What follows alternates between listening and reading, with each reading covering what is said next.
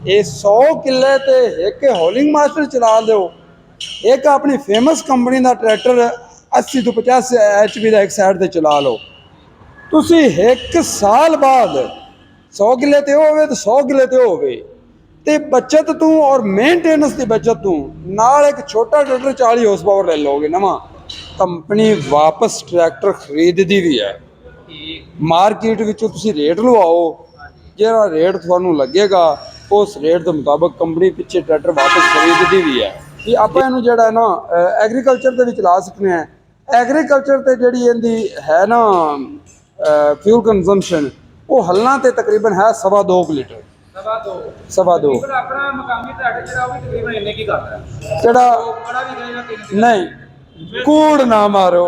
ਇੱਕ ਸੀ ਤੇ ਇੱਕ ਸੀ ਮਤਲਬ ਇੱਕ ਆਪਣਾ ਇਹ ਗੋਬਲ ਤੇ ਨਾ ਬਾਲਦਾ ਜਨਾਬ 2.5 ਤੁੰਨ ਤੇ ਵਾਓ ਤੇ 3 ਲੀਟਰ ਤੇ ਸਾਡੇ ਵਾਲੇ ਤੁੰਨ ਤੇ ਵਾਓ ਤੇ 4.5 ਤੇ ਨਾਲ ਇੰਜਣ ਦਾ ਵੀ ਲਾਏਗਾ। ਸਿੰਗਲ ਕਿ ਡਬਲ? ਹਾਂਜੀ ਸਿੰਗਲ ਸਿੰਗਲ ਗੋਬਲ ਤੇ ਚਲਾने हैं तो 4 लीटर इंजन यानी कि डीजल का खर्चा है 4 लीटर सिंगल ते हाँ तो शाम ताईं अगर तुन दे वाने है तो नाल इंजन का भी 1 लीटर ला के रख लो कोल। नहीं असर भाई एवें गल बंदा करे नहीं बड़ा भी खांदा 3 सवा 3 तो नहीं वादा होगी और बादशाह ड्राइवर ਦੇ ਵੀ ਤੇ ਗੱਲ ਪਾਉਂਦੀ ਹੈ ਨਾ ਇੱਥੇ ਹੁਣ ਲੋਕ ਆਏ ਖੜੇ ਆ, ਤੁਸੀਂ ਉਹਨਾਂ ਦਾ ਰਿਵਿਊ ਲੈ ਸਕਦੇ ਹੋ। ਆਪਣੇ ਜਿਹੜਾ ਮੁਕਾਮੀ ਟਰੈਕਟਰ ਹੈ ਨਾ, ਜ਼ਮੀਨਾਂ ਦਾ ਵੀ ਫਰਕ ਹੁੰਦਾ ਹੈ, ਕਾਫੀ ਏਰੀਆ ਹੁੰਦੇ ਨੇ। ਸਾਡੇ ਕੋਲ ਜ਼ਮੀਨ ਬੜੀ ਜ਼ਬਰਦਸਤ ਹੈ, ਬਿਹਤਰੀਨ ਜ਼ਮੀਨ ਹੈ, ਲੇਕਿਨ ਅਸੀਂ ਜਦੋਂ ਆਲੂ ਦੀ ਜ਼ਮੀਨ ਤਿਆਰ ਕਰਨਾ ਹੈ ਤੇ ਜ਼ਿਆਦਾ ਕਸ਼ਟ ਕੀਤਾ ਜਾਂਦਾ ਹੈ ਆਲੂ ਔਰ ਮੱਕੀ। ਜਦੋਂ ਆਲੂ ਦੀ ਜ਼ਮੀਨ ਬਣਾਉਣੇ ਹੈ ਨਾ ਤੇ ਜਨਾਬ ਮੇਰੀ ਮਸਟ 4 ਲੀਟਰ ਇਹ ਆਪਣੇ ਮੁਕਾਮੀ ਟਰੈਕਟਰ ਖਾਂਦੇ ਨੇ। ਤੇ ਉਹ ਬਸ ਸਾਡੀ ਮਰਜ਼ੀ ਹੈ ਨਾ, ਉਹ ਖਰਚਾ ਬਰਦਾਸ਼ਤ ਕਰਦੇ ਪਏ ਮੜ ਖਰਚਾ ਮੰਨਦੇ ਹਰ ਬੰਦਾ ਮੰਨਦਾ ਖਰਚਾ ਜ਼ਿਆਦਾ ਹੈ ਉਹਦਾ। ਹਾਂਜੀ ਘੱਟ ਹੀ ਉਹਨੂੰ ਬਰਦਾਸ਼ਤ ਕਰ ਸਕਦੇ ਨੇ ਭਾਈ ਜੀ। ਸਿੰਪਲ ਜੀ ਗੱਲ ਹੈ, ਅਗਰ ਤੁਸੀਂ ਨਵੀਂ ਟੈਕਨੋਲੋਜੀ ਵੱਲੇ ਆਉਂਦੇ ਹੋ, ਨਵੀਂ ਚੀਜ਼ ਵੱਲੇ ਆਉਂਦੇ ਹੋ ਤੇ ਜਨਾਬ ਜ਼ਰੂਰ ਤੁਹਾਨੂੰ ਫਰਕ ਮਹਿਸੂਸ ਹੋਵੇਗਾ। ਔਰ ਮੈਂ ਕਹਿਣਾ ਵੀ ਇਹ 100 ਕਿੱਲੇ ਤੇ ਇੱਕ ਹੌਲਿੰਗ ਮਾਸਟਰ ਚਲਾ ਦਿਓ, ਇੱਕ ਆਪਣੀ ਫੇਮਸ ਕੰਪਨੀ ਦਾ ਟਰੈਕਟਰ 80 ਤੋਂ 50 HP ਦਾ ਇੱਕ ਸਾਈਡ ਤੇ ਚਲਾ ਲਓ।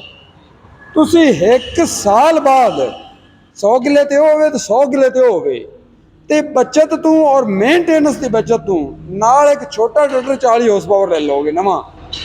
ਬਚਤ ਤੂੰ ਉੱਥੇ ਜਿੱਥੇ ਉਹਦੇ 8 ਲੀਟਰ ਪੈ ਰਿਹਾ ਨਾ ਡੀਜ਼ਲ ਆਏ 16 ਪੈ ਰਿਹਾ। ਹਾਂਜੀ ਉਹ ਵੀ ਤੇ ਖਰਚਾ ਪੈਣਾ ਨਾ, ਆਇਲ ਦਾ ਵੀ ਖਰਚਾ ਪੈਣਾ ਨਾ, ਜਿਹਦਾ ਸਾਡਾ 8 ਲੀਟਰ ਨਹੀਂ ਭਰਨ ਡਿਆ। ਉਹ ਜਨਾਬ ਮੇਰੀ ਗੱਲ ਸੁਣੋ ਨਾ, ਉਹਦੇ ਵਿੱਚ ਅਗਰ 8 ਲੀਟਰ ਹੈ, ਇਹਦੇ ਵਿੱਚ 16 ਤੁਹਾਨੂੰ ਜ਼ਿਆਦਾਤਰ ਨਜ਼ਰ ਆ ਰਹੀ ਹੈ, ਲੇਕਿਨ ਇੰਜਨ ਲਾਈਫ ਜ਼ਿਆਦਾ ਹੈ। ਉਹ ਤੁਹਾਡਾ ਇੰਜਨ ਮਾਰ ਕੇ ਕੋਈ ਜਿੰਨਾ ਖਿਆਲ ਕਰ ਰਿਹਾ 4 ਸਾਲ ਚੱਲੇਗਾ। ਉਹ ਮੈਂ ਤਾਂ ਉਦਾਹਰ ਦੇਣਾ ਆਪ ਭਾਈ ਤਕਰੀਬਨ ਮੈਨੂੰ ਜਿੰਨਾ ਕੁ ਮੇਰਾ ਓਪੀਨੀਅਨ ਹੈ, ਮੈਂ ਤਕਰੀਬਨ 5 ਸਾਲ ਹੋ ਗਏ ਨੇ ਵੀਡੀਓ ਬਣਾ ਜ਼ਮੀਨਾਂ ਦੇ ਰਿਵਿਊ ਲੈ ਕੇ ਜ਼ਮੀਨਾਂ ਦੇ ਫੀਡਬੈਕ ਲੈ ਕੇ ਥੱਕ ਗਿਆ ਜੀ। ਇਹਦਾ ਜਿਹੜਾ ਹੁੰਦੇ ਨਾ ਇੰਜਨ ਜਿਹੜੀ ਆਂਦੇ ਲਾਈਫ, ਇਹ ਤਕਰੀਬਨ ਤੁਸੀਂ ਡੀਜ਼ਲ ਆ ਜਿਹੜਾ ਦੇ ਵਿੱਚ ਆਇਲ ਪੈਂਦਾ ਨਾ ਉਹਦੇ ਤੋਂ ਹੀ ਨਹੀਂ ਕਰ ਸਕਦੇ। ਇਹਦਾ ਜਿੰਨਾ ਤੁਸੀਂ ਆਪਣਾ ਜਿਹੜਾ ਨਾ ਕੂਲਿੰਗ ਸਿਸਟਮ ਜਿੰਨਾ ਬਿਹਤਰ ਕਰੀ ਜਾਓਗੇ ਉਨੀ ਤੁਹਾਡੀ ਇੰਜਨ ਲਾਈਫ ਵਧੀ ਜਾਏਗੀ। ਇਹਨਾਂ ਨੇ ਇੰਜਨ ਲਾਈਫ ਜਿਹੜਾ ਕੂਲਿੰਗ ਸਿਸਟਮ ਬਿਹਤਰ ਕੀਤਾ ਹੈ। ਹਾਂਜੀ ਉਹਦੀ ਵਜ੍ਹਾ ਤੋਂ ਉਹਦੇ ਬੜਾ ਆਇਲ ਕੂਲਰ ਵੀ ਹੈ ਇਹਦੇ ਵਿੱਚ, ਉਹਦੇ ਵਿੱਚ ਵੀ ਆਇਲ ਕੂਲਰ ਤਕਰੀਬਨ ਸਾਰੇ ਸਹੀ ਹੋ ਗਿਆ। ਆਇਲ ਦਾ ਜ਼ਿਆਦਾ ਹੋ ਰਿਹਾ ਹੈ। ਹਾਂਜੀ ਆਸਫ ਭਾਈ ਇੱਕ ਮੇਨ ਗੱਲ ਆਪਾਂ ਕਰ ਲਈਏ ਇੱਥੇ, ਇਹਨੂੰ 5 ਸਾਲ ਤਕਰੀਬਨ ਹੋ ਗਿਆ ਪਾਕਿਸਤਾਨ ਚ ਆਏ ਜੀ। ਇਹ ਦੱਸੋ ਜੀ ਰੀਸੇਲ ਵੈਲਿਊ ਕੀ ਆ? ਰੀਸੇਲ ਵੈਲਿਊ ਤੇ ਆਪਣੀ ਸਾਰੀ ਮਾਰਕੀਟ ਡਿਪੈਂਡ ਕਰਦੀ ਆ। ਪਹਿਲੀ ਗੱਲ ਤਾਂ ਇਹ ਹੈ ਕਿ ਕੰਪਨੀ ਵਾਪਸ ਟਰੈਕਟਰ ਖਰੀਦਦੀ ਵੀ ਹੈ। ਮਾਰਕੀਟ ਵਿੱਚੋਂ ਤੁਸੀਂ ਰੇਟ ਲਵਾਓ, ਜਿਹੜਾ ਰੇਟ ਤੁਹਾਨੂੰ ਲੱਗੇਗਾ ਉਸ ਰੇਟ ਦੇ ਮੁਤਾਬਕ ਕੰਪਨੀ ਪਿੱਛੇ ਟਰੈਕਟਰ ਵਾਪਸ ਖਰੀਦਦੀ ਵੀ ਹੈ। ਠੀਕ ਹੈ। ਔਰ ਮੈਂ ਤੁਹਾਨੂੰ ਮਿਸਾਲ ਦੇ ਦੇਣਾ ਵੀ ਇਸ ਤੋਂ ਪਹਿਲੇ ਕੁਝ ਟਰੈਕਟਰ ਇੱਥੋਂ ਗਿਆ ਹੈ, ਉਹਨਾਂ ਨੇ ਕਿਹਾ ਵੀ ਅਸੀਂ ਬਾਹਰ ਸੇਲ ਕਰਨੇ ਨੇ। ਮੈਂ ਉਹਨਾਂ ਦੀ ਵੀਡੀਓ ਬਣਾਈ ਹੈ ਰੇਸ ਯਾਨੀ ਕਿ ਸੇਲ ਦੀ। ਟਰੈਕਟਰ ਜਨਾਬ ਉਹ ਕਹਿੰਦੇ ਆ ਵੀ 2-3 ਦਿਨਾਂ ਦੇ ਟਰੈਕਟਰ ਸੇਲ ਹੋ ਗਿਆ ਬਾਹਰੋਂ ਬਾਹਰ। ਇਹਨਾਂ ਨਾਲ ਵੀ ਰਾਬਤਾ ਨਹੀਂ ਕਰਨਾ ਪਿਆ ਸ਼ੋਰੂਮ ਤੇ ਬਾਕੀ ਇਹ ਗੱਲ ਹੈ, ਇਹ ਮੈਂ ਜ਼ਰੂਰ ਕਹਿਣਾ ਕਿ ਇਹ ਵੱਡੇ ਟਰੈਕਟਰ ਨਾ ਜਿਨ੍ਹਾਂ ਲੋਕਾਂ ਕੋਲ 3-4-5 ਟਰੈਕਟਰ ਨੇ ਨਾ, ਵੱਡੇ ਜ਼ਿਮੀਂਦਾਰ ਨੇ, ਉਹ ਜ਼ਰੂਰ ਮੌਕਾ ਦੇਵਣ ਇਸ ਕੰਪਨੀ ਨੂੰ।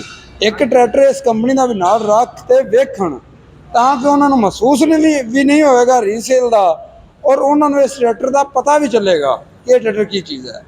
ਭਾਈ ਤੁਹਾਡਾ ਜਿੱਦਾਂ ਤੁਹਾਨੂੰ ਪਤਾ ਸਾਡੇ ਜ਼ਿਮੀਂਦਾਰਾਂ ਦਾ ਇਹ ਹਾਲ ਆ ਕਿ ਗੰਦਮ ਦਾ ਰੇਟ ਬਹਿ ਗਿਆ, ਜਿਹੜੇ ਠੇਕੇਦਾਰ ਜ਼ਮੀਨ ਠੇਕੇ ਤੇ ਵਾਹਣ ਵਾਲੇ ਲੋਕ ਆ ਉਹਨਾਂ ਕੋਲ ਜੀ। ਜਿਹੜੇ 85 ਆ ਉਹ ਕਾਰਡ ਕੈਸ਼ ਨੇ, ਜੀ। ਸੇਲ ਕਰਕੇ ਆਪਣੀ ਜ਼ਰੂਰਤ ਪੂਰੀ ਕਰ ਲੈਣਗੇ। ਜੀ ਆਇਆ ਕਿ ਇਹ ਜਿਹੜਾ ਸੇਲ ਕਰਨਾ ਚਾਹਣ ਤੇ ਪੂਰੀ ਵੈਲਿਊ ਚ ਸੇਲ ਹੋ ਸਕਦਾ ਮੌਕੇ ਦੀ ਮੌਕੇ। ਨਹੀਂ, ਇਹ ਤਾਂ ਫਰਕ ਜ਼ਰੂਰ ਪਏਗਾ।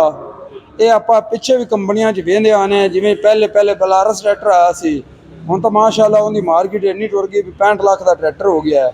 ਤੇ ਜਦੋਂ ਆਇਆ ਸੀ ਲੋਕ ਲੈਂਦੇ ਹੀ ਨਹੀਂ ਸੀ, ਲੋਕ ਕਹਿੰਦੇ ਸੀ ਇਹ ਪਲਾਸਟਿਕ ਦਾ ਟਰੈਕਟਰ ਹੈ, ਇਹ ਲੱਕੜ ਦਾ ਟਰੈਕਟਰ ਹੈ। ਭਾਈ ਜਿਹੜੀ ਗੱਲ ਕਰਨੀ ਬਣਦੀ ਆ ਰੀਸੇਲ ਦੇ ਵਿੱਚ ਮੈਸੀ ਦਾ ਕੋਈ ਮੁਕਾਬਲਾ ਨਹੀਂ ਇਸ ਟਾਈਮ ਉਹ ਪਾਕਿਸਤਾਨ ਬਾਬਾ ਜੀ ਐਵੇਂ ਹੀ ਗੱਲ ਹੈ, ਲੇਕਿਨ ਇਹ ਵੀ ਤਾਂ ਸੋਚੋ ਨਾ, ਮੈਸੀ ਕਦੋਂ ਦਾ ਚੱਲ ਰਿਹਾ ਪਾਕਿਸਤਾਨ ਵਿੱਚ। ਸਾਲ ਹੋ ਗਏ ਨੇ।